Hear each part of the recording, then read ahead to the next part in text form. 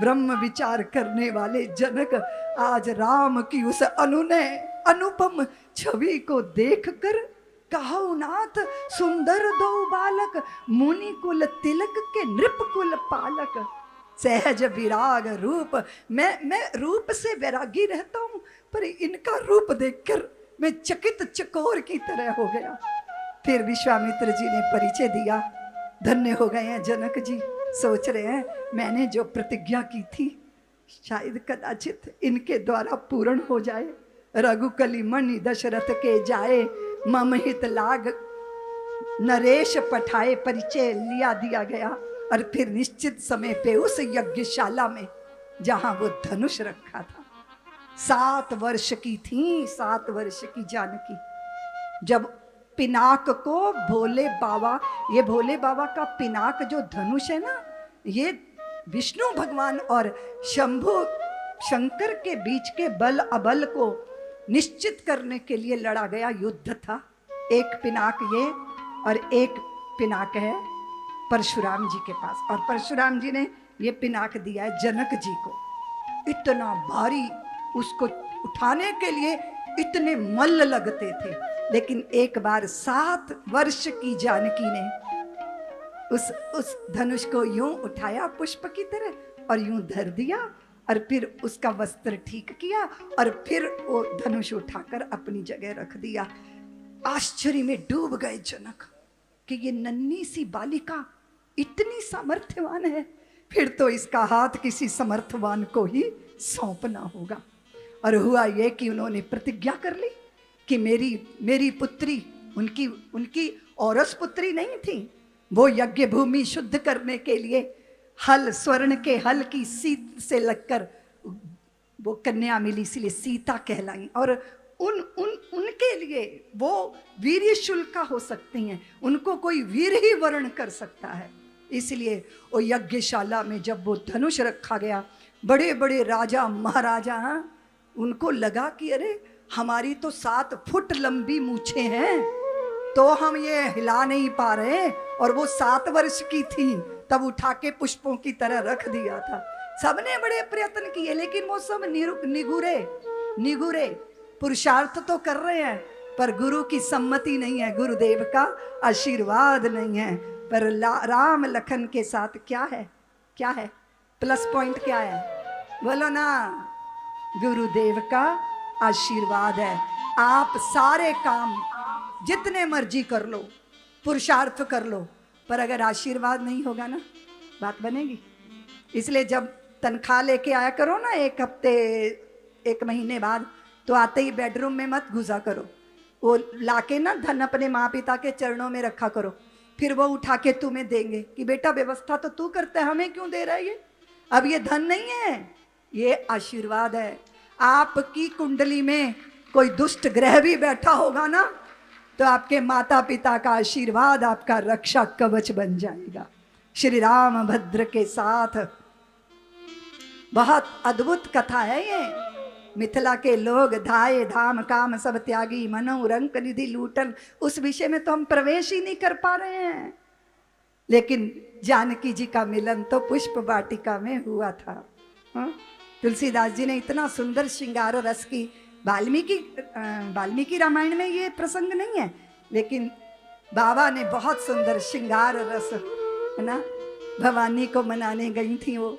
और सभी देवियां जब भी मन वांछित वर की कामना करती हैं तो फिर किसे पुकारती हैं? गई भवानी भवन बहोरी, बंदी चरण बोली कर जोरी। उस पुष्प वाटिका में हरे हरे कांच की चूड़ियां लेके, सुरंग लाल चुनरी लेके जानकी मैया ने क्या कहा था कि मेरे अनुरूप मुझे वर देना माँ। क्या मांगा होगा? मैं तो गोरी गोरी हूँ, है ना, तो गोरी गोरा वर, ऐसा ही मांगा होगा ना, मेरे अनुरूप वर मांगा होगा ना। और बाद में वो पूजा कर रही थी, एक सखी दौड़ी आई कि सीता सीता चलो चलो, देखो देवी देखो। अरे क्या देखो? वो सखी ने कहा देखो तो कौन आया है। तेहि अवसर सीता तां आई। तेहि अवसर सीता गिरिजा पूजन जननी पठाई। गिरिजा पूजन जननी पठाई। एक सखी सिय संग बिहाई। एक सखी सिय संग बिहाई। गई रही देखन फुलवाई। गई रही देखन फुलवाई। तेहि दो बंधु दिलों के जाई। तेहि दो बंदे दिलों के जाई। प्रेम विवश सीता पही आई। प्रेम विवश सीता पही आई। श्याम गौर की भी कहूँ बखानी। श्याम गौर की बिकहूँ बखानी।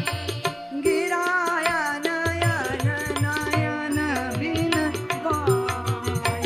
गिरा नयन नयन बिनुबाई। आंखों को जीवा नहीं है, जीवा को नैन नहीं है, उस सुंदरता को कैसे व्यक्त करें। और जैसे ही जानकी ने और जैसे ही रघुवर ने दोनों के नयन मिले तो पलकों के देवता निमि होते हैं, दोनों का मिलन हो रहा है। इसीलिए अग्रज पूर्वज ज्येष्ठों को उस जगह से हट जाना चाहिए। तो निमि पलकों को झुकाते हैं, तो वो निमि पलकों को त्याग के चले गए। सुंदरता कहूँ सुंदर करें छवि ग्रह दीप शिखा। ऐसा अद्भुत सौंदर्य। तात तात लखन भैया, ये तो वही है ना, ये दशरथ जी की तनया है ना, जिनके कारण धनुष यज्ञ हो रहा है।